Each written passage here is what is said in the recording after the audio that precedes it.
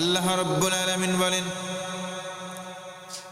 নবীজি গোটা বিশ্ববাসী আলমবাসীকে জানায় দেন, তারা যদি আমাকে ভালোবাসতে চাই তারা যেন আপনার অনুসরণ করে।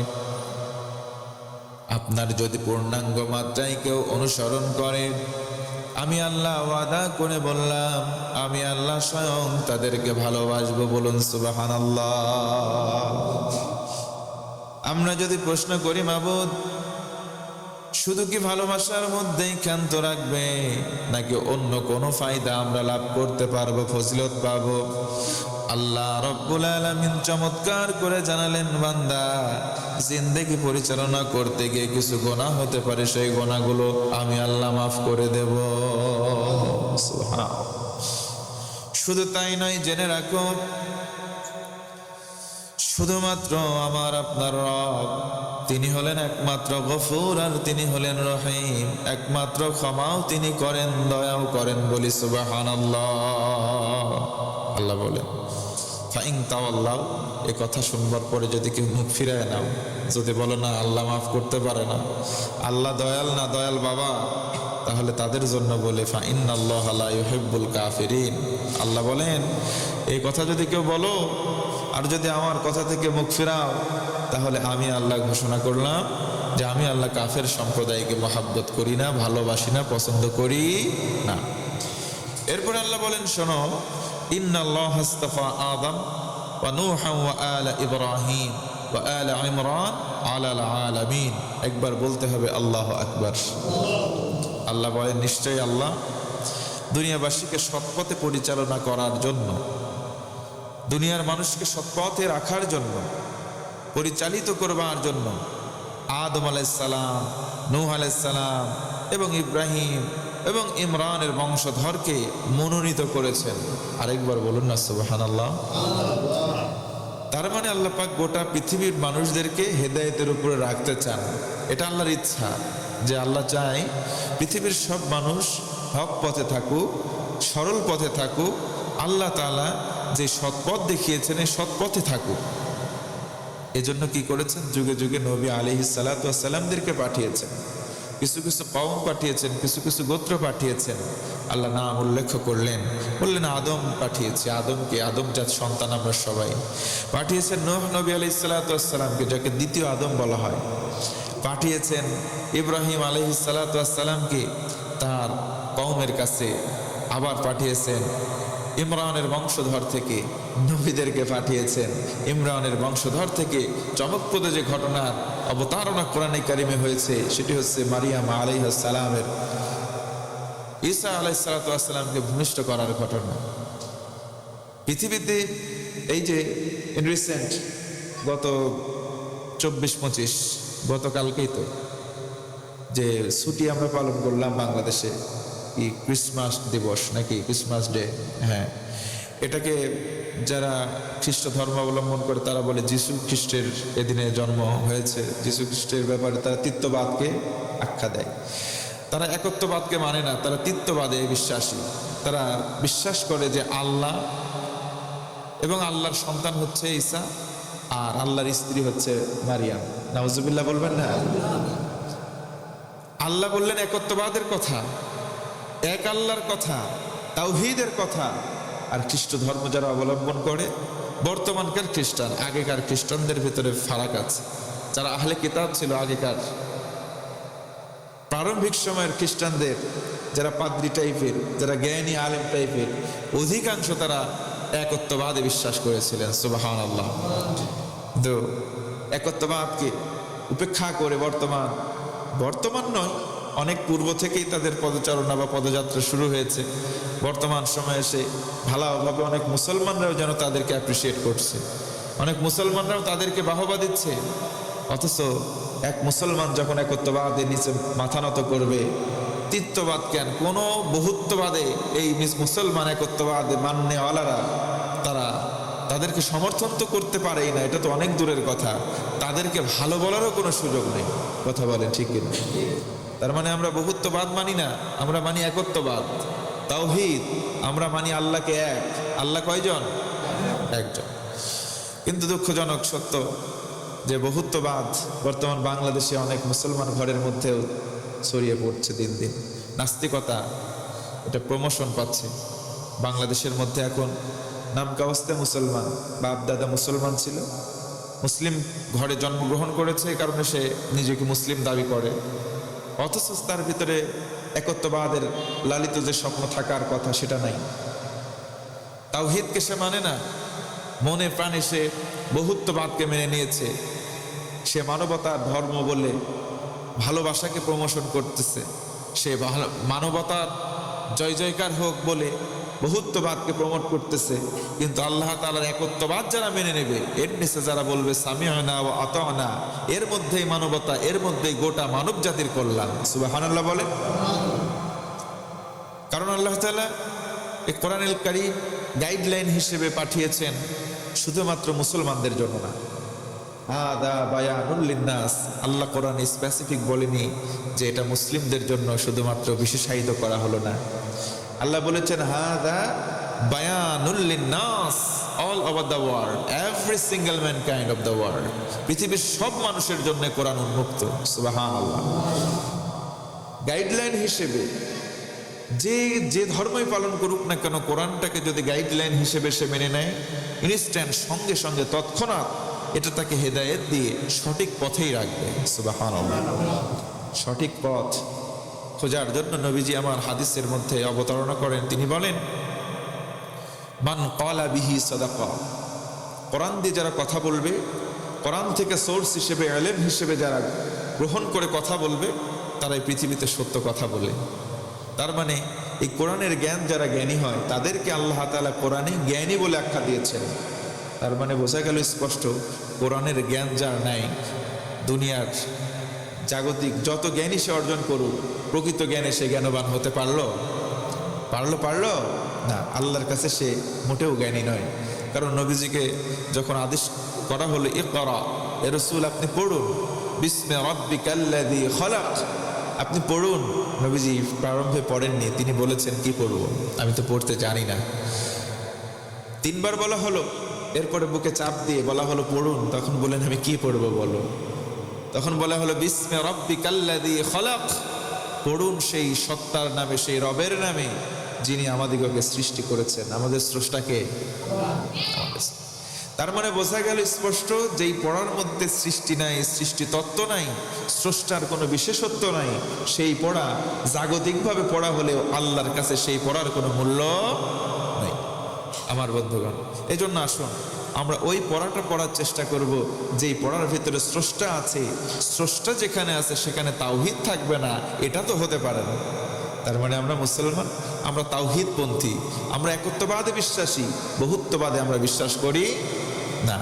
আল্লাহ তাআলা কি চমৎকার করে বললেন যে আমি দুনিয়াবাসীকে সৎপথে পরিচালিত করবার জন্য আদমকে পাঠিয়েছি, নূহকে পাঠিয়েছি, ইব্রাহিমকে পাঠিয়েছি, ইমরানের বংশধরের ভিতরে মনোনীত করেছি মারিয়াম আলাইহাস সালাতু ওয়াস সালাম। তিনি বিবাহ করেননি, বিবাহ হয়নি তার। আল্লাহর পক্ষ থেকে আদেশ হয়ে গেল, আল্লাহর পক্ষ থেকে ফয়সালা হয়ে গেল সন্তান ধারণ করতে হবে। সন্তান ধারণ করেছেন, ভূমিষ্ঠ করবার জন্য নিবৃতে চলে গিয়েছেন, সন্তান ভূমিষ্ঠ হয়েছে ঈসা পয়গম্বর আলাইহিস সালাম। কোলে নিয়ে তিনি চিন্তা করলেন কি করা যায়, সমাজে ফিরে তো আসতে হবে। বাসায় ফিরে আসলেন, লম্বা ঘটনা। তিনি বাসায় ফিরে আসলেন, এলাকাবাসী বাড়ি ঘেরাও করলো। রে কুমারী নারী, এখনো বিয়ে হয়নি, বাচ্চা কই পাইল? আমাদের সমাজেও তো কানাঘুষা শুরু হয়ে যাবে। বিয়ে হয়নি যার, যদি সে বাচ্চা ভূমিষ্ঠ করে, তাহলে আমাদের সমাজে কি কানাঘুষা শুরু হবে না? তৎকালীন সময় হয়েছে, তাই বাড়ি ঘেরাও করছে এলাকার মানুষজন। মারিয়াম, তুমি সন্তান কোথায় পেয়েছো? তোমার বাবা ভালো, তোমার দাদা ভালো, তোমার নানার কুল ভালো, দাদার কুল স্ট্রং, সবাই তো চরিত্রবান, তুমিও তো ভালো মেয়ে ছিলে, এই সন্তান তুমি কোথায় পেয়েছো? যারও সন্তানও তো হতে পারে, কারণ যার বাবা নাই, বাবা বাদে যদি সন্তান হয়, হারাম সন্তান বলে তো সবাই আখ্যা দেবে, এটা স্বাভাবিক ব্যাপার। কথা বলেন ঠিক কিনা? এলাকাবাসী এসে তাদের জ্ঞান প্রসূত যে সিদ্ধান্ত নিল, এই মারিয়াম আগে বলো এই সন্তান তুমি পেয়েছো কোথায়? মারিয়াম আলাইহিস সালাম তিনি সে সময় মান্নত করেছিলেন। মান্নতের ওই অবস্থায় তিনি কথা বলা বন্ধ রেখেছিলেন, অথবা দ্বিতীয় আরেকটি রেওয়ায়ত পাওয়া যায় তিনি রোজা রেখেছিলেন। আর তৎকালীন রোজার নিয়ম ছিল কথা বলা যাবে না। কি করা যাবে না? কথা বলা যাবে না। খাওয়া দাওয়ার পাশাপাশি কথা বলা যাবে না। এই যে ওই শরীয়তটা যদি বর্তমান বাংলাদেশে একদিনের জন্যও কায়েম হয়, নাজিল হয়, হবে না? যদি হয়, আমার মনে হয় খাওয়া দাওয়া না করে আমার মা বোনেরা যদিও থাকতে পারবে, কথা না বলে এক সেকেন্ডে থাকতে পারবে না। মানে রোজা একটাও হবে না, সবগুলো রোজা ভাঙা পড়বে। আমার মা বোনেরা কথা না বলে থাকতে পারে? আবার মাঝে মধ্যে যখন ঝগড়া লাগাই ভাই, দুইটা মহিলা যখন পাড়ার এ পাড়া ও পাড়া, এ বাড়ি ও বাড়ি ঝগড়া লাগাই, এখান থেকে চিল্লাবে, এই চিল্লানি একবার টাউন হল পর্যন্ত চলে যায়। কথা বলেন না কেন? কারণ মানে আমার মা বোনেরা বর্তমানে রোজা করতে করতে ওরা মরুক, মাঝে মধ্যে সাহরি বাদেও রোজা করে, মাগার খোঁজ নিয়ে দেখা যায় তাদের ভিতরে অনেক আছে এমন ঠিক মতো নামাজ পড়ে না, স্বামীর সঙ্গে মুখে মুখে তর্ক করে। রোজার বেলায় আমার মা বোনেরা খুব পাক্কা। তবে এই নিয়মটা সাময়িক জারি হলে কথা না বলার কারণে এরা স্ট্রোক করে আমার মনে মারা যেত। আল্লাহ সঠিক বুঝ দাও, করি আমিন। মারিয়াম আলাইহিস সালাম তিনি মান্নত করেছেন বা রোজা রেখেছেন, তৎকালীন নিয়ম অনুযায়ী তিনি কথা বলবেন না। ফা আশারাত ইলাইহি, তিনিও জবাব দিলেন ইশারায়। বাচ্চা দোলনার মধ্যে দোল খাচ্ছে, তিনি ইশারা দিলেন এই এলাকার লোকজন, ফা আশারাত ইলাইহি, এই যে দেখো এই বাচ্চাকে জিজ্ঞেস করো, আমাকে জিজ্ঞেস না করে বাচ্চার পরিচয়টা, আইডেন্টি কি, তাকে জিজ্ঞেস করো। সুবহানাল্লাহ পড়েন। সমন্বিত যারা হাজির জনতা বলল ক্বালু, তারা বলল কাইফা নুকাল্লিমু মান কানা ফিল মাহদি সাবিয়্যা। দোলনার মধ্যে দোল খাচ্ছে ছোট্ট বাচ্চা, কেমনে কথা বলবো? কেমনে এটা সম্ভব? মাত্র তার কয়েকদিন বয়স, দোলনার মধ্যে এখনো দোল খাচ্ছে, কিভাবে কথা বলবে? কেমনে কথা বলবে? যখনই বলেছে কিভাবে কথা বলবে, হাস্যরসাত্মক কথা বলে ফেলেছে। এই বাচ্চা কথা বলতে পারে, কেমনে কথা বলবে? তামাশা করে ফেলেছে। আল্লাহ রাব্বে কারীম, আল্লাহ সুবহানাহু ওয়া তাআলার কুদরতে ঈসা পয়গম্বর আলাইহিস সালাম দোলনার ভেতর থেকে জবাব দিয়েছেন। সুবহানাল্লাহ। ক্বালা, তিনি বললেন, তোমরা সমবেত জনতা শুনে নাও, আমার মাকে তোমরা তোহমত দিও না, কোনো অপবাদ দিও না। আমি এই জমিনে বৈধ মায়ের বৈধ সন্তান, ইন্নী আব্দুল্লাহ, আমি হলাম আল্লাহর বান্দা। সুবহানাল্লাহ। যারা বৈধ মায়ের বৈধ সন্তান হবে, ছোটবেলা থেকে বাপ মার অপমান সহ্য করবে না। কথা বলেন না কেন? আপনাদের শীতে ধরছে না? শীতে ধরছে না, এটা করলে তো হবে না। বলেন যে ধরছে, শীত ধরছে না?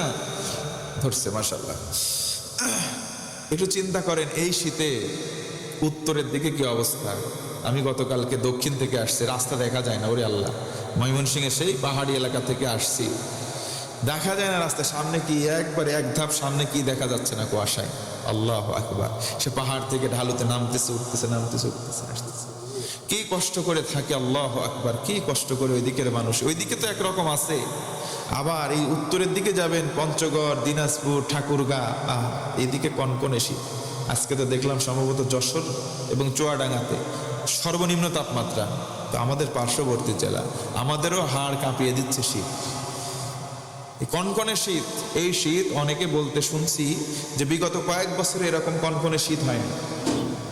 যা কিছু আমরা দেখছি বিগত দিনে দেখিনি, যেমন ইতোপূর্বে আমরা এত গরম আগে দেখিনি, এত বৃষ্টিপাত কয়েক বছরে আমরা দেখিনি, এত শীত বিগত কয়েক বছরে আমরা দেখিনি, এত ভূমিকম্প আমরা বিগত কয়েক বছরে দেখিনি। কথা বলেন ঠিক কি না?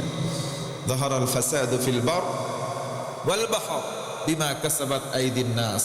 যা কিছু বিপর্যয় হচ্ছে, মানে প্রাকৃতিক নিয়মের উল্টো যা হচ্ছে, এগুলো আল্লাহ চাপিয়ে দিচ্ছেন না, এগুলো আমাদের হাতের কামাই, আমাদের হাতের কামাই। কেন দিচ্ছেন আল্লাহ? লিইউযীকাহুম বা'দাল্লাযী আমিলু লাআল্লাহুম ইয়ারজিউন। এই কারণে দিচ্ছে যাতে করে উপস্থিত হবে কার দিকে? আল্লাহর দিকে। আমরা আল্লাহর দিকে না ফিরে বিপদ যখন কেটে যায় আমরা চুপচাপ নাকে তেল দিয়ে ঘুমাই। বিপদে যখন পড়ি, ওগো আল্লাহ তুমি একমাত্র দয়ার আল্লাহ, বাঁচাও আল্লাহ। যে বিপদ শেষ, আল্লাহকে আমরা আল্লাহ ভোলা হয়ে যাই। মারিয়াম আলাইহিস সালাম ইশারা করলেন, ছোট্ট বালক, ওকে জিজ্ঞেস করো ওর পরিচয় কি। ওরা খেলতামাশা করতেছে, কেমনে কথা বলবে ছোট বাচ্চা। ছোট বাচ্চা, মায়ের অপমান। মাকে বলতেছে তুমি কি যার সন্তান পেটে নিয়ে আসছো? মায়ের অপমান। হালাল সন্তান, হালাল সন্তান, সঙ্গে সঙ্গে প্রতিবাদ করেছে, এই খামোশ, এলাকার লোকজন চুপ করো। তিনি বললেন, ইন্নী আব্দুল্লাহ, আমি আল্লাহর গোলাম, আমি আল্লাহর বান্দা। সুবহানাল্লাহ পড়েন। তার মানে মায়ের হক, বাবার হক। সন্তানরা ছোটবেলা থেকে যারা হালাল সন্তান হবে, যারা বৈধ মায়ের বৈধ সন্তান হবে, তারা বাপ মার অপমান কিঞ্চিত পরিমাণ মেনে নেবে? জোরে কর নেবে? দুঃখজনক সত্য কথা। মেনে নেওয়া তো বর্তমানে হচ্ছেই। কিছু কিছু সন্তান এমন আছে, শীতের রাত, কনকনে শীত, মাকে একটা ভাঙ্গা ঘরে রাখে আর নিজে ফ্ল্যাটে থাকে। মার কম্বল নাই, শীতের মোটা ভারী পোশাক নাই। এমনও ঘটনা বাংলার জমিনে আছে না ভাই? এইগুলোর একটাকেও সন্তান বলা যাবে না, সবগুলা কুলাঙ্গার, সবগুলা শয়তান। যেই মা তোরে 10 মাস 10 দিন গর্ভে ধারণ করেছে, আল্লাহ বলেন ওয়াহনা না আলা ওয়াহান, কষ্টের পরে কষ্ট স্বীকার করেছে, একটার পরে একটা কষ্ট স্বীকার করেছে মা। প্রারম্ভিক সময়ে যখন কনসেপ্ট করেছে তখন থেকে কষ্ট মায়ের শুরু, একটার পরে একটা কষ্ট। এমনকি নিজের জীবন পর্যন্ত বাজি ধরে যেই মা একটা সন্তানকে দুনিয়ার আলো বাতাস দেখায়, সেই মাকে আমরা অনেকে এখন আছি সন্তান, একটু দাগড়া হয়েছি, একটু ওই যে কি বলে আঞ্চলিক ভাষায় একটু উড়ুককে শিখছে পাখি, এখন মাকে ভুলে যায়, বাবাকে ভুলে যায়। মাকে বলে বুড়া বুড়ি, তোমরা বেশি কথা বলবা না, তোমরা বেশি বোঝো, চুপ থাকো। আছে না ভাই? আমি বলবো, তুমি কারে বেশি বুঝো এই কথা বলে বলো, তুমি কারে বলো বুড়া, কারে বলো বুড়ি। ওরা যদি বেশি না বুঝতো, তোমার মতো সলিমুদ্দি মফিজউদ্দি দুনিয়ার মুখ আলো দেখতো না। কি কথা বলেন না কেন? তুমি কারে বুড়া বলো? কালিমাতিন উফ, আল্লাহর সরাসরি নিষেধ। তুমি এমন কোন আচরণ করো না তোমার আচরণে বাবা মা ক্ষুব্ধ হয়ে উফ শব্দটা বলে, অথবা তুমি তাদের আচরণে ক্ষুব্ধ হয়ে উফ শব্দটা বিরক্ত স্বর দিবা না, হারাম। আজকে বাবা মায়ের সঙ্গে আমাদের কর্কশ ভাষা চলে আসে। বাবা মা অপমানিত হচ্ছে, ধরে মারছে, আমরা অনেকে কিছু বলি না। বাপ করে একদল, ছেলে করে আরেক দল, রাজনৈতিক মতো পার্থক্য আছে। ছেলে ধরে বাপকে পিটাই, বাপও ধরে ছেলেকে পিটাই। কথা বলেন না? কোথায় থাকলো কি? বাবার কিছু হক আছে সন্তানের প্রতি, সন্তানের কিছু হক আছে বাবা মায়ের প্রতি। নবীজি বলেছেন হুমা জান্নাতুকা ওয়া নারুকা, বাপ মা তোমার জান্নাতে যাওয়ার কারণ, অথবা বাপ মার কারণেই জাহান্নামে যাওয়া লাগবে।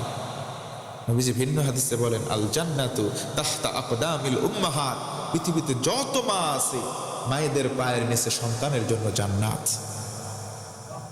আমাদের পায়ের নিচে আছে জুতা, তার নিচে আছে ময়লা স্যান্ডেল, তার নিচে বালি কাদা ময়লা। মায়েদের পায়ের নিচে ময়লা কাদা কিছু নাই। নবীজি বলেছেন মায়ের পদতলটা হচ্ছে সন্তানের জন্য জান্নাত। ইব্রাহিম আলাইহিস সালাতু ওয়াস সালামের কথা বলেছেন, আলী ইমরানের কথা বলেছেন, নূহের কথা বলেছেন, আদমের কথা আল্লাহ বলেছেন। তার মধ্যে ঈসা নবীর কথা স্পেসিফিক বললেন। ঈসা পয়গম্বর ছোটবেলায় দোলনার মধ্যে থেকে বলে ক্বালা ইন্নী আব্দুল্লাহ, একটা কথা বলবা না, আমার মায়ের নামে একটা কথা বলবা না, আমি আল্লাহর গোলাম। কার গোলাম? জোরে বলেন কার গোলাম? আমরা যারা আছে আমরা কার গোলাম? অনেকে আছে বাংলাদেশের জমিনে বলে আমরা খাজা বাবার গোলাম। নাউজুবিল্লাহ বলবেন না? আমরা আব্দুল্লাহ, আব্দুন, আমরা দাসত্ব করবো আল্লাহর। আল্লাহ সৃষ্টি করেছেন দাসত্ব করার নিমিত্তে। ওয়ামা খলাকতুল জিন্না ওয়াল ইনসা ইল্লা লিয়াবুদুন, তার বন্দেগী করে, তার দাসত্ব করে, তার গোলাম হওয়ার জন্য আমাদেরকে পয়দা করা হয়েছে। আর আমরা বলতেছি আমরা আল্লাহর গোলাম না, আমরা অমুক বাবার গোলাম। নাউজুবিল্লাহ বলবেন না? আল্লাহ তাআলা ঈসা নবী আলাইহিস সালাতু ওয়াস সালামকে দোলনার মধ্যে কথা বলালেন, চলন্ত প্রমাণ দিলেন। তিনি কিন্তু চলে গিয়েছেন আমাদের মাঝ থেকে, আবার আসবেন, আবার আসবেন শেষ জামানায়, আখিরুজ জামান, at ending point of the world.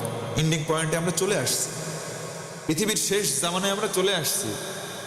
শেষ জামানা কখন থেকে কাউন্ট হয়েছে? নবীজি হাদিসে নববীতে ইরশাদ করেছেন যে কিয়ামতের যতগুলো সিমটম, যতগুলো বড় আলামত রয়েছে, পৃথিবীর শেষ লগ্নের যত বড় বড় আলামত রয়েছে, তার ভিতরে প্রথম আলামত মাউতি, আমি নবীর ইন্তেকাল। নবীর ইন্তেকাল হয়ে গিয়েছে প্রায় 1500 বছর আগে। নবীর ইন্তেকাল যখন হয়ে গিয়েছে তখন থেকেই কাউন্টডাউন শুরু হয়েছে কিয়ামতের। তার মানে কিয়ামতের দিনক্ষণ কাউন্টডাউনের মধ্যে আমরা আছি, যে কোনো সময় আল্লাহ পাক গোটা পৃথিবীটাকে ধ্বংস করে দিতে পারেন। অতএব আসুন এই ক্লান্তি লগ্নে, এই মুমূর্ষু একটি অবস্থায় আমরা অন্ততপক্ষে দিনটাকে যদি মানতে পারি, মানার চেষ্টা করব, অন্য মানে অন্যরে বাধা দেওয়ার চেষ্টা করব না, দিনের মধ্যে তাওহীদকে লালন করার চেষ্টা করব, বহুত্ববাদকে নয়। গত 2 দিন আমাদের দেশে তিত্ববাদ যারা মানে, যারা তিত্ববাদ মানে, যারা আল্লাহরে বলে আল্লাহ আছে, আল্লাহর স্ত্রী আছে, আল্লাহর সন্তান আছে, তাদের অনুষ্ঠান হয়ে গেল। অনেক মুসলমান নামধারী এই বড়দিনের শুভেচ্ছা জানাইছে। কথা বলেন, আছে না নাই? দুঃখ লাগে, পরিতাপের বিষয়। আপনি মুসলমান, আপনার কলিজার ভেতর থাকবে তাওহীদ, একত্ববাদ। কি থাকবে? কথা বলেন সবাই, একটু চিন্তা করেন। একত্ববাদ যে মানবে সে বহুত্ববাদকে সাপোর্ট করবে, এটা তো কল্পনায়ও আসে না ভাই। নবী আলাইহিস সালাতু ওয়াস সালামগণ একত্ববাদকে মানতে গিয়ে বহুত্ববাদের সঙ্গে কোনোদিন আপোষ করেন নাই। যদি করতেন তাহলে তারা পদ পদবি পেতেন, তাদেরকে শাস্তি দেওয়া হতো না। নবীজি আমার একত্ববাদের পক্ষে ছিলেন। নামাজরত উটের নাড়ি ভুড়িগুলো নিয়ে এসে নবীর মাথার উপরে চাপিয়ে দেওয়া হতো। নাউজুবিল্লাহ। নবীজিকে কিন্তু প্রস্তাব দেওয়া হয়েছিল, প্রপোজাল করা হয়েছিল, তুমি আমাদের সঙ্গে আসো, আতাত করো, আমরা ভাগাভাগি করে নেব আসন। নাউজুবিল্লাহ বলবেন না? আমরা ভাগাভাগি করে নেব। তুমি গদি চাও গদি দেব, বাড়ি চাও দেব, নারী চাও তাও দেব, শুধুমাত্র তাওহীদের পক্ষ থেকে সরে আসো। নবীজি সরেছিলেন? তার উম্মত আমরা কেমনে তাওহীদকে লালন করতে গিয়ে আমরা বহুত্ববাদের সঙ্গে মাথা বিক্রি করে ফেলছি। নামকাওয়াস্তে মুসলমান হলেও একটার ভেতরে ঈমান চেক করলে ঈমান নাই। আপনি ঠিক বললেও ঠিক, না বললেও ঠিক। মুসলমান হয়ে তুমি অন্য ধর্ম অবলম্বনকারী যারা বহুত্ববাদে বিশ্বাস করে, যারা আল্লাহর স্ত্রী আছে সাব্যস্ত করে, আল্লাহর সন্তান বলে আখ্যা দেয়, তাদের কাছে তুমি যাও, তাদের অনুষ্ঠান করো, নিজে আবার ওই রকম সাজ দাও। নাউজুবিল্লাহ বলবেন না? কষ্ট হচ্ছে আপনাদের? গতকালকার পরশু এই ঘটনা ঘটে নাই বাংলাদেশে? তুমি ক্রিসমাসে সেই পড়ো, গাছের কাছে যাও, ম্যারির কাছে যাও। নাউজুবিল্লাহ বলবেন না? এইগুলো কালচার বর্তমানে ইজি হয়ে যাচ্ছে। আমাদের গার্জিয়ান যারা, তারাও জানে না, সন্তানগুলো ওইগুলো দেখতেছে, হাতের মধ্যে মোবাইল ফোন দিয়েছে, টেলিভিশনের পর্দা দিয়েছে, এইদিকে দেখতেছে দেখতেছে, সবাই তো শাস্তিছে। ট্রেন্ডে আমরা গা ভাসাই দিতেছি। বাঙালি এখন ট্রেন্ড আছে যা, তাই নিয়ে এখন মত্ত, যা ট্রেন্ডিং এ আসে ওইটা নিয়ে বাঙালি ব্যস্ত হয়ে যায়। এই জন্য তো আমার মুরব্বীরা বলে হুজুগে বাঙালি। কি বাঙালি? হুজুগে বাঙালি। যেইটা সামনে আসে ওইটারে ধরতে পারলে হয়, হুজুগে বাঙালি হওয়া যাবে। মুরব্বীরা আরেকটা কথা বলেন, ভাবিয়া করিও কাজ, করিয়া ভাবিয়া। তোমার ঈমান বিক্রি হয়ে যাচ্ছে কিনা, তোমার ঈমান থাকছে কিনা? আরে যেখানে আমার অস্তিত্ব বিলীন হয়ে যাচ্ছে সেখানে আমি কেন আমার মাথাটা বিক্রি করে দেব? তাওহীদের সঙ্গে কোনো আপোষ? তাওহীদ যে মানবে একবার, সে মানার সঙ্গে সঙ্গে বলবে সামিআনা ওয়া আতানা, আল্লাহর কওল শুনবো, মস্তক অবনতি চিত্তে সারেন্ডার। ইয়েস আল্লাহ, তুমি যা বলেছো সেটাই সঠিক, এটা বলে মানবে। আর যে একবার মানবে মর্দে মুজাহিদ, সে কখনো এটার বিপরীতে গিয়ে কাজ করতে পারে না। এটা সম্ভব নয়, এটা সমীচীন নয়। যারা করবে তারা মুসলমানই নয়। আল্লাহ বলেন,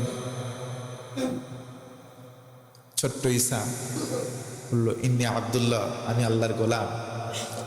আতানিয়াল কিতাব, আমাকে আল্লাহ কিতাব দান করেছেন। ওয়া জাআলানি নাবিয়্যা, আমাকে নবুয়ত দিয়েছেন। জোরে কোন সুবহানাল্লাহ। ওয়া জাআলানি মুবারাকান, এবং বরকতময় করেছেন। আমি যেখানেই যাব, ঈসা নবী ছোটবেলায় দোলনার মধ্যে দোল খাচ্ছে আর বলতেছে, আমি যেখানে যাব সেখানে আল্লাহ তাআলা মুবারাকান, বরকত দিয়ে ঢেলে সাজিয়েছেন। সুবহানাল্লাহ। তাফসীরে জালালাইনের মধ্যে আমরা মাস্টার্সে পড়েছিলাম, মুফাসসির উল্লেখ করেছেন, ঈসা পয়গম্বর যেখানে যাচ্ছেন সেখানে বরকত দেবেন কে? তার মানে আজও দুনিয়াতে যেখানে বৈধ সন্তান থাকবে, বৈধ কাজ থাকবে, হালাল কাজ থাকবে, সেখানেও বরকত দেবেন কে? ঈসা নবী বৈধ না অবৈধ? সবাই বলতে হবে। তাহলে বৈধ নবী যেখানে হেঁটে যাচ্ছেন সেখানেই বরকত ফলতেছে। বৈধ নবী তিনি বলেন, আমি যেখানে হেঁটে হেঁটে যাব, যেখানে হাত দেব, সব জায়গায় বরকত দেবেন আল্লাহ। মুফাসসির উল্লেখ করেছেন, আজও দুনিয়ার জমিনে বৈধ কাজ যারা করবে, হালাল কাজ যারা করবে, বৈধ হয়ে যেখানেই চলবে সেখানেই বরকত দেবেন কে? আর অবৈধ জিনিস যেখানে আছে এখানে বরকত থাকবে? আপনি বিপরীতটা চিন্তা করেন, রহমত যেখানে নাই সেখানে গজব, যেখানে হালাল নাই হারাম আছে সেখানে বরকত নাই, আল্লাহর পক্ষ থেকে সেখানে আড়ষ্টতা আছে, বরকত নাই। এজন্য অবৈধ জিনিস যেখানেই আছে দেখবেন মনে শান্তি নাই। গাদি গাদি টাকা, কাড়ি কাড়ি টাকা ইনকাম করে, হারাম। টেবিলের উপর দিয়ে তো আসে, নির্দিষ্ট বেতন তো ব্যাংকে জমা হয়ে যায়, সেটাতে হাত দেওয়া লাগে না। টেবিলের নিচ দিয়ে এপাশ দিয়ে যা টাকা আসে হারাম ইনকাম করে অফিসার বসে আছে অনেক টাকা। দেখবেন যে ডাক্তার নিষেধ করে দিয়েছে, তুমি এইটা খাইতে পারবা না, এটা পারবা না, এটা পারবা না, কিছুই খাইতে পারবা না। সকালবেলা উঠে দৌড়াবা, ওটা নামাজ পড়ে না, শুধু দৌড়াই, নিজেকে ভালো রাখার জন্য দৌড়াই, আছে না ভাই? আহমদ শাওকি আমিরুশ শুআরা যাকে বলা হয়, তিনি বলেন লাউলাম তাকুন রাসুল ইবাদাত as-সালাত প্রবন্ধে তিনি বলেন লাউলাম তাকুন সালাতান রাসুল ইবাদাত লাউদ্দাত মিন সালিহিল আদাত। এই নামাজটা যদি শ্রেষ্ঠ ইবাদত না হতো তাহলে পৃথিবীর ভিতরে শ্রেষ্ঠ ব্যায়ামে পরিণত হয়ে যেত। সুবহানাল্লাহ। In recent time medical science যারা গবেষণা করেন শরীর চর্চা, তারা বলতে বাধ্য হয়েছে 2 রাকাত পারফেক্ট সালাত যদি কেউ আদায় করে, কয় রাকাত? 2 রাকাত পারফেক্ট যথাযথভাবে যদি কেউ সালাত নামাজ আদায় করে, তার শরীরের প্রতিটি অঙ্গ প্রত্যঙ্গ যে সারাদিনে যে যতগুলো এক্সারসাইজ আছে করলে যা হতো, 2 রাকাত পারফেক্ট যথাযথ নামাজে সব ব্যায়াম হয়ে যায়। সুবহানাল্লাহ। নামাজ পড়েন না, শেষ জামানায় শেষ সময় এসে ডাক্তার তো বলবে সকালে দৌড়াবা এই কয়েক কিলোমিটার, বিকালে দৌড়াবা। ওই বেটা তাও নামাজ পড়ে না কিন্তু দৌড়ায়, আছে না ভাই? হ্যাঁ, খাইতে পারে না, ইনসুলিন লাগে, খাইতে পারে না, ডায়াবেটিক্স, হ্যাঁ, গরুর গোস্ত দেখলেই ভয় পায়, আছে না ভাই? আছে না? কারণ হারাম খায়া খায়া আরামে দিন কাটাইছে প্রারম্ভে, আর এখন আল্লাহ তাআলা ওই আরামগুলো উঠে নিয়েছে। কারণ হারাম যেখানে থাকবে ওখানে আল্লাহ পাকের রহমত বরকত থাকতে পারে। তাহলে হারামের সঙ্গে সম্পর্ক রাখা যাবে? কোন সুযোগ আছে? ঈসা নবী আলাইহিস সালাম বললেন কি, আমি যেখানে যাব সেখানে আল্লাহ বরকত দেবেন। তার মানে আজও বোঝা যায় পৃথিবীতে যেখানেই বৈধ জিনিস থাকবে সেখানে আল্লাহর রহমত বরকত থাকবেই। কথা বলেন ঠিক কিনা? অবৈধ জিনিস যেখানেই আছে দেখতে হয়তো দেখা যাচ্ছে যে না কত কিছুরে শান শৌকত, মনের ভিতরে ওরেও দেখবেন যে ওই যে কি যেন একটা আঞ্চলিক কথা বলে, চোরের মন পুলিশ, ওদের মনের ভিতরে দোদান্দা, অবৈধভাবে তো এখানে আসি, অবৈধভাবে তো এই কাজ করতেছি, না জানি কখন ধরা পড়ি, না জানি কখন কি হয়ে যায়, না জানি কখন উল্টায় দেয়। কথা বলেন ঠিক কিনা? তার মানে বৈধ জিনিস নিয়ে আমরা শান্তি পেলেও অবৈধ জিনিসে কোনো শান্তি। ঈসা নবী আলাইহিস সালামকে নবুয়ত দেওয়া হলো। ঈসা পয়গম্বর আলাইহিস সালাতু ওয়াস সালাম চলে গিয়েছেন, তিনি দোয়া করেছিলেন, আল্লাহ আমি তো নবুয়ত চাই না, আমাকে শেষ নবী সাল্লাল্লাহু আলাইহি ওয়াসাল্লামের উম্মত বানাও। আল্লাহ কবুল করে নিয়েছেন, আল্লাহ কবুল করেছেন বিধায় তিনি আবার আমাদের মাঝে আসবেন, তবে নবী হয়ে না, তিনি আসবেন শেষ নবী মুহাম্মদ সাল্লাল্লাহু আলাইহি ওয়াসাল্লামের উম্মত হয়ে। সুবহানাল্লাহ। তিনি আসবেন, ইমাম মাহদির সঙ্গে তার সাক্ষাৎ হবে, দাজ্জালের বিরুদ্ধে যুদ্ধ করবে। তাহলে দাজ্জাল ইমাম মাহদি আপকামিং সুন, ভেরি সুন ইনশাআল্লাহ। যদি ইমাম মাহদি চলে আসে আমরা তার সৈনিক হব ইনশাআল্লাহ, হব তো ইনশাআল্লাহ। ইমাম মাহদির জন্য অপেক্ষা করতে হবে, এটা আমাদের ইমানই দাবি। কারণ বর্তমান যে যুগ জামানা চলতেছে ভাই, যুগ জামানাকে গালি দেওয়া যাবে না, কিন্তু আমরা তো যুগ জামানার পরিবর্তন করতেছি কেমন করে, যে আল্লাহ নিজের পরিবর্তনকারী, কিন্তু আমরা যুগ জামানার এমন করে ফেলেছি, ওই যে গ্রাম্য কিছু মুরব্বীরা বলে কলিজ যুগ। কিসের যুগ? কলিজ যুগ। মানে ন্যায়কে ন্যায় নাই, ন্যায় সব অন্যায় হয়ে গেছে, অন্যায়গুলো এখন ন্যায় হয়ে গেছে। বর্তমান হয়নি ভাই? একটা মানুষ রাস্তাতে হেঁটে যাচ্ছে, ককটেল মেরে তার মাথার মগজ পর্যন্ত ফাড়ায় ফেলতেছে, ও জানেই না যে ওখান থেকে কিছু কিনে নেশে বাড়ি আসতে পারবে। বর্তমান বাংলাদেশের অবস্থা তাই। রাস্তায় রিক্সায় চড়ে যাচ্ছে, গুলি করে তারা হত্যা করা হচ্ছে। তার মানে বাড়ি থেকে আমরা বের হচ্ছি, আবার নির্বিঘ্নে বাসায় এই আত্মা নিয়ে ফিরতে পারবো কিনা এই গ্যারান্টি আমরা এখন বাঙালি আর দিতে পারি না। কথা বলেন ঠিক কি না? তাহলে মানুষে হানাহানি, বিদ্বেষ, খুনাখুনি, এটা এই যুগের কাজ না, এটা কলির যুগের কাজ, আইএমএ জাহেলিয়াতের কাজ। তার মানে মানুষগুলো মূর্খ? না না, মূর্খ না, মানুষগুলো সবাই জ্ঞানে জ্ঞানবান। আহমে জাহেলিয়াত বলা হয়েছে কেন? ওরা পায়ে কেউ সাপ ফেলেছে বালির উপরে, পায়ের ওই সাপ দেখে বলে দিত কার পা, তার বাপের নাম, দাদার নাম, বংশের সবার নাম বলে দিতে পারতো পায়ের সাপ বালির উপরে দেখে। তারা কি কম জ্ঞানী ভাই? তারপরেও তাদেরকে আহমে জাহেলিয়াত মানে মূর্খের বাসিন্দা বলা হয়েছে কেন? কারণ তাদের কলিজার ভেতরে আল্লাহর কোরআনের জ্ঞান ছিল না। কথা বলেন ঠিক কিনা? আজকেও যারা হত্যাযজ্ঞ চালাচ্ছে, দেশকে যারা অস্থির করতে চাচ্ছে, তারাও যে কম জ্ঞানী তা নয়। তাদের ব্যাংকের মধ্যেও লেনদেন কোটি কোটি টাকা হচ্ছে, ওই যে শুটারকে দেওয়া হচ্ছে, ওই যে অমুককে অস্থিতিশীল করার জন্য সব কিছু তারা করতেছে। তারা কম জ্ঞানী? খোঁজ নিয়ে দেখেন পিএইচডি হোল্ডার, সব ডক্টরেট করা। কথা বলেন না কেন ভাই? তার মানে তারা কম জ্ঞানী নয়। দুনিয়াতে ডাবল মাস্টার্স, ট্রিপল মাস্টার্স করে বসে আছে বিভিন্ন সাবজেক্টের উপরে, তারা কাজ করাচ্ছে এইগুলো অশান্তিমূলক। তার মানে বোঝা গেল কলিজার মধ্যে আল্লাহর কোরআন নাই, সঠিক এলেম নাই, এই জন্য তার ভিতরে যত জ্ঞান থাকুক সে মূর্খ। আল্লাহ আমাদের সঠিক বুঝ দান করুক, করে না আমি। তাহলে আল্লাহ কি বললেন? 1 নম্বরে আদম নবী আলাইহিস সালাম, 2 নম্বরে নূহ আলাইহিস সালাম। নূহ নবী আল্লাহকে ডেকে বলতেন মাঝে মধ্যে, আল্লাহ দাউতু লাইলাম ওয়া নাহারা, আল্লাহ আমি আর পারতেছি না, আমি দিনে ও রাতে সব সময় দাওয়াত দিতেছি আল্লাহ, দিনে সারা দিন, নাহারা রাতে যে একটু বসে থাকবো না, রাত ভর দাওয়াত দিতেছি। সবগুলো কি করতেছে? আমারে রেখে রেখে ফেরার, আমারে রেখে রেখে সব পালাইতেছে। আমি দাওয়াত দিতেছি, একটাও আমার দাওয়াত কবুল করে না। সারেন্ডার করলেন আল্লাহর পক্ষ থেকে। তখন একটা প্লাবন দেওয়া হয়েছিল, তিনি কিস্তি বানিয়েছিলেন, নৌকা। কি বানিয়েছিলেন? নৌকা বানিয়েছিলেন। কি বানিয়েছিলেন? নৌকা বানিয়েছিলেন। সেখানে সবকিছু জোড়ায় জোড়ায় তোলা হয়েছিল। প্লাবনের এক পর্যায়ে তার সন্তান, নিজের সন্তান, ডুবুডুবু ভাব, সে অবস্থায় সন্তান তো বাবার তো মায়া হবেই, ন্যাচারাল স্বাভাবিক বিষয়। হাত দিয়েছিলেন, উঠে আয় বাবা, আয় আমার সঙ্গে আয়, ঈমান আন। সন্তান বলেছিল না। ওই যে পাহাড়, পাহাড় আমাকে বাঁচিয়ে দেবে, পাহাড় আমাকে বাঁচিয়ে দেবে। জীবন বাঁচাতে পারে কে? আল্লাহ। দেখছেন আকীদাগত শিরক কাকে বলে? জীবন বাঁচানোর মালিক আল্লাহ, জীবন দেওয়ার মালিক আল্লাহ, জীবন কেড়ে নেওয়ার মালিক। নবীর সন্তান বলেছে কি, পাহাড়ে আমি উঠবো, পাহাড় আমাকে বাঁচাই দিবে। পাহাড় বাঁচাইতে পারে? হ্যাঁ, পাহাড় তো চেনেন আপনারা, নদীর মধ্যে প্লাবন, পাহাড়টা একটু উঁচু হয়ে আছে। সন্তান চিন্তা করলো পাহাড়ের চূড়ায় আমি দাঁড়াবো, চারিদিকে প্লাবন হয়ে যাবে, আমি ওখানে যাবো, আমি সেফ জোনে থাকলাম। না, সম্ভব না। ওরে পাহাড় কত বড় বড়। আমি যে সেদিন ঘুরে আসলাম রাঙামাটি থেকে, এই যে আগামীকালকে আবার যাবো খাগড়াছড়ি ইনশাআল্লাহ। এই যে পাহাড় যখন দেখা যায় উপর থেকে নিচের দিকে তাকালে, কত মানুষগুলোকে পিপিলিকার মতো দেখা যায়, ছোট ছোট। যখন অনেক চূড়াতে থাকি দেখা যায় ছোট ছোট, আবার যখন নিচ থেকে উপরে দেখা যায় বাড়িগুলোকে মনে হয় বিন্দুর মতো। পাহাড়ের চূড়ায় বাড়ি আছে, দেখবেন, যারা গিয়েছেন তারা জানেন। বান্দরবান, খাগড়াছড়ি, রাঙামাটি যারা গিয়েছেন তারা ভালো বলতে পারবেন। তবে মাঝে মধ্যে বেড়ানো উচিত, মাঝে মধ্যে একটু সিরু ফিল আর্থ, জমিনের মধ্যে একটু ভ্রমণ করবেন সামর্থ্য অনুযায়ী। একসময় ছাত্র জামানায় যখন ছিলাম, টাকা পয়সা তখন বেশি থাকতো না, টিউশন করাইতাম, বাড়িতে কিছু দিত, হালকা টালকা থাকতো।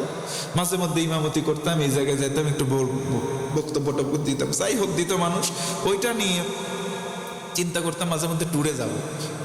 টাকা যদি ফুরাইয়ে যায় কি করে করবো না, জমায়। আবার মাঝে মধ্যে যাইতাম বন্ধুদের সাথে করে বিভিন্ন জায়গায়। যে ছাত্র জামানায় যাওয়া হয়, ছাত্র জামানা শেষ করে চিন্তা করলাম যে যখন চাকরি বাকরি করবো, টাকা পয়সা পকেটে থাকবে, তখন বেড়াবো। এখন টাকা পয়সা আছে, মাগার সময়ই হয় না। এই জন্য ছাত্র যারা আছো, young people of the society, তোমাদেরকে উদাত্ত আহ্বান জানাই, বাপের থেকে জোর করে হোক, মায়ের থেকে জোর করে হোক, খালা দুলাভাই যে যা আছে, কিছু কিছু অর্জন করো। সারা বছরের জন্য কিছু গোছাও বা জমা করো। বছরে অন্তত একবার বাংলাদেশে দেখো অনেক সুন্দর সুন্দর জায়গা আছে, ভ্রমণে যাবা ইনশাআল্লাহ। এই যে আমার সুজন ভাই আমার সঙ্গে গিয়েছিল রাঙামাটিতে, কাপ্তাই লেকের মধ্যে যখন যাচ্ছিলাম, আল্লাহ আকবার, এত সুন্দর দৃশ্য বাংলাদেশে আছে আমার জানাই ছিল না। আলহামদুলিল্লাহ বলবেন না? যাচ্ছি আর শুকরিয়া, আল্লাহ আকবার, আলহামদুলিল্লাহ, সুবহানাল্লাহ, অটোমেটিক মুখ দিয়ে বের হচ্ছে, এত সুন্দর দৃশ্য। আর এই আমার দেশ রেখে আমরা বিদেশে যাই, বিভিন্ন দেশে যাই, থাইল্যান্ডে যাই, সিঙ্গাপুরে যাই, ইন্ডিয়াতে যাই, পাকিস্তানে যাই। ওই দিকে যাওয়ার কোনো দরকার নাই। আগে আপনার দেশটা আপনি কভার করেন। দেশের মধ্যে কত সুন্দর সুন্দর জায়গা আছে, সিরু ফিল আরদ, আল্লাহর আদেশ অনুযায়ী এই জমিনটা একটু ঘুরে দেখেন না আগে। আমাদের ট্যুরিজম পারপাসটা এটা ডেভেলপ হবে। আর আমরা অর্থ নিয়ে বাহিরের দেশে যাচ্ছি, আমার অর্থ সেই দেশ পাচ্ছে। আমাদেরও তো অনেক ট্যুরিস্ট স্পট আছে। এই যে কিছুদিন আগে লাউয়াছড়া সিলেট থেকে ঘুরে আসলাম, আবার যাবো ইনশাল্লাহ আগামী সপ্তাহে। এই যে কত কত সুন্দর সুন্দর জায়গা আছে, এইগুলো জায়গা আমরা অনেকে জানিই না যে বাংলাদেশে এত সুন্দর জায়গা আছে। এইগুলোতে আমরা ভ্রমণে যাবো তো সামর্থ্য অনুযায়ী ইনশাআল্লাহ ইনশাআল্লাহ। আর যারা শখ করেছেন এই যে সময় যথেষ্ট আছে, আমার সঙ্গে যেতে পারেন। এই সময়টুকুন আমার সঙ্গে থাকবেন, বিভিন্ন জায়গায় ঘুরতে পারবেন ইনশাআল্লাহ, বলেন না? আল্লাহ তাআলা কবুল করুক, করে আমিন। তাহলে নূহ আলাইহিস সালাম দাওয়াত দিচ্ছেন, নিজের সন্তান পানির মধ্যে হাবুডুবু খাচ্ছে সাঁতারে, আর বলতেছে বাবা এসো কালেমা পড়ো, তাওহীদের পক্ষে আসো। সন্তান বলে না, সম্ভব না, আমি যাব না, আমি ওই পাহাড়ে যাব, পাহাড় আমাকে বাঁচাবে। সন্তানের জন্য একটু মনোকষ্ট লাগলো, তখন আল্লাহর কাছে রিকোয়েস্ট করলেন, আল্লাহ সন্তান আমার মায়া লাগে। ধমক দিয়ে আল্লাহ বললেন না, সে তোমার সন্তান হতে পারে না, সে সালিহিনদের মধ্যে পড়তে পারে না, তার জন্য কোনো মায়া কান্না করবা না। আল্লাহু আকবার। তার মানে বোঝা গেল নবীর ছেলে হয়েও জাহান্নামে যাওয়া লাগে। তাহলে অনেকের বলেন হুজুর অমুকের হুজুরের ছেলে দেখলাম খুব বারোসুদা, খুব খারাপ, করে নবীর ছেলে জাহান্নামে যাচ্ছে, হুজুরের ছেলে যাবে না, তার মানে কি নিশ্চয়তা কোথায়? কথা বলেন ঠিক কিনা? হেদায়েত দেওয়ার মালিক, হেদায়েত দেওয়ার মালিক আল্লাহ। দুষ্ট একজন হইতে পারে, হুজুর আর কি আম কি। দেখবেন অনেক গরিব মানুষের, মূর্খ মানুষের পেট থেকে পড়ে বিশেষ ক্যাডার হয়, গ্রাম্য ভাষায় বলে গোবরে পদ্মা ফুল। তো এটা হতে পারে স্বাভাবিক, ন্যাচারাল বিষয়। নবীর ছেলে, নবীর স্ত্রী, লুত নবীর স্ত্রী জাহান্নামে যাবে, লুত নবীর স্ত্রী জাহান্নামে যাবে।